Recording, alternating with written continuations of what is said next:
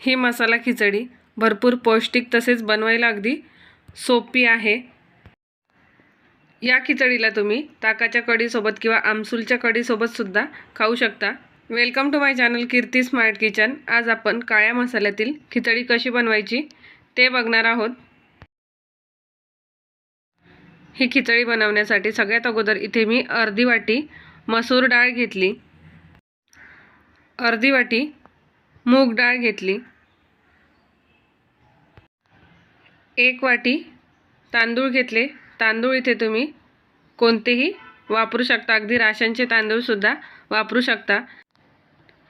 या डाळी आणि तांदूळ एकत्र करून पाण्याने स्वच्छ धुवून घ्यायचे।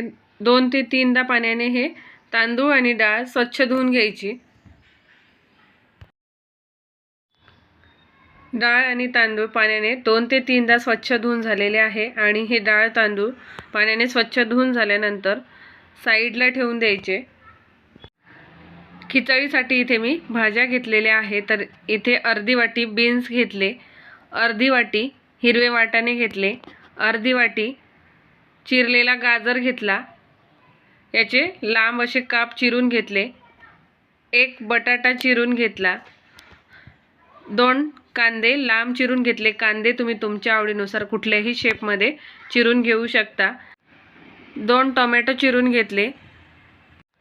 ही मसाला खिचडी मी कुकरमध्ये बनवणार आहे। तर इथे मी या कुकरमध्ये 2 ते 3 टेबलस्पून इतकं तेल घेतलं। हे तेल लो टू मीडियम फ्लेमवर गरम करून घ्यायचं आणि तेल गरम करून झाल्यानंतर यात 2 तमालपत्र घालायचे, अर्धा टीस्पून जिरा आणि मोहरी घालायची, 1/4 टीस्पून हिंग घालायचं। हिंग ऑप्शनल आहे, नसेल घालायचं तर तुम्ही स्किप करू शकता। 2 लांब चिरलेले कांदे घालायचे, 1 बारीक चिरलेला बटाटा घालायचा, अर्धी वाटी चिरलेला गाजर घालायचा,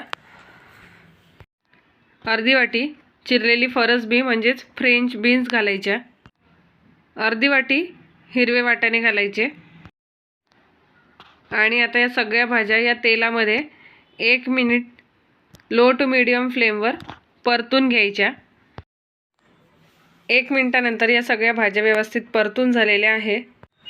भाज्या परतून झाल्यानंतर यात अर्धा टीस्पून बडीशेप घालायची। तर बडीशेप ऑप्शनल आहे, नसेल घालायची तर तुम्ही स्किप करू शकता।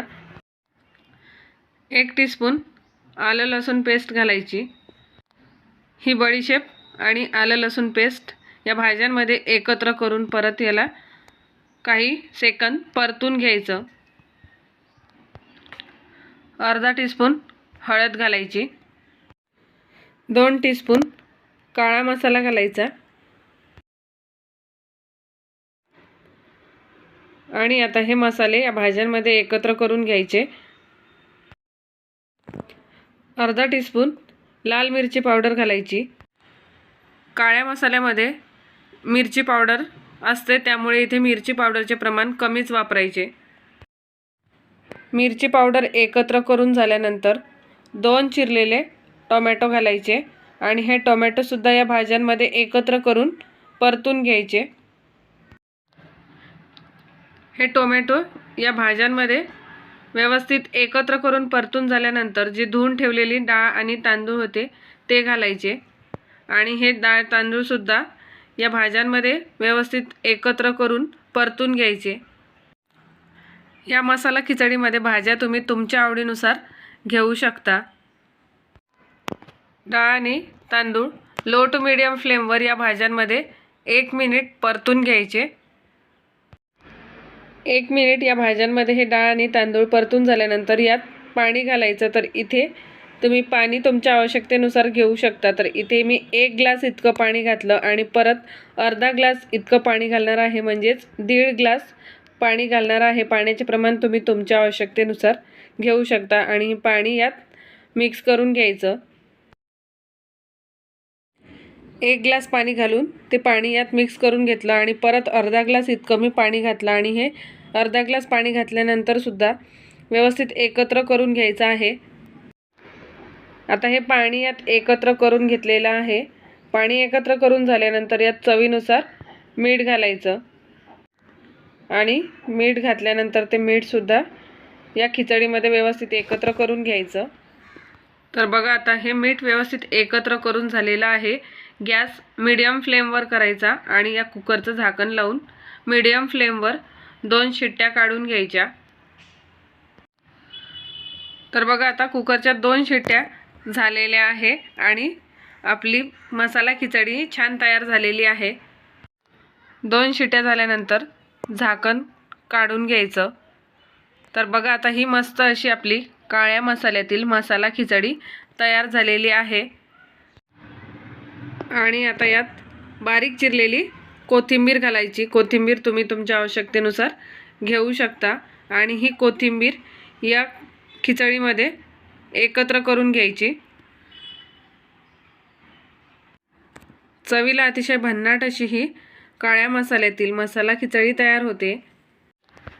या मसाला खिचडीला तुम्ही आमसूलच्या कढीसोबत सुद्धा सर्व करू शकता किंवा दही किंवा ताकाच्या कढीसोबत सुद्धा सर्व करू शकता।